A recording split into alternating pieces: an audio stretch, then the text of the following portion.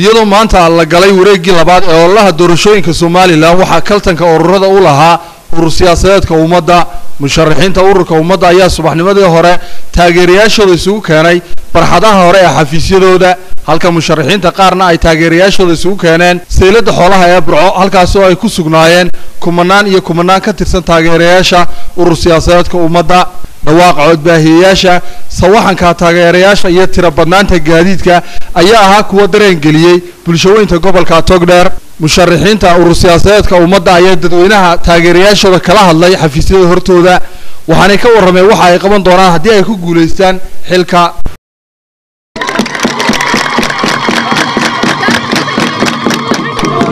waxaan leeyahay hawshu way bilaabantay geedigii koobaad ayaynu galnay geedigii koobaad mar haddaynu galnay yaa la daalin samir ha la ogaado iyo dulqaad waxaa kalaanu idiin sheegaynaa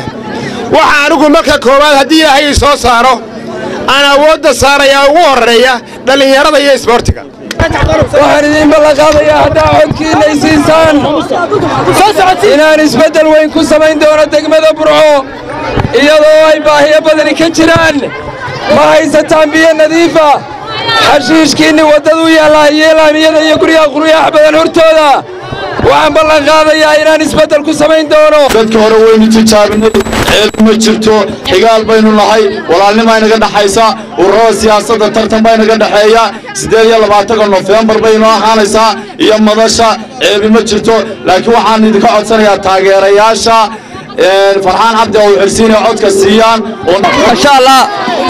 waxaan idin sheegayaa waxaan insha Allah bismillaahi kariim anigu waan soo baxay maanta ay cadahay xusbigana uu soo baxay Allahu akbar Allahu akbar Allahu akbar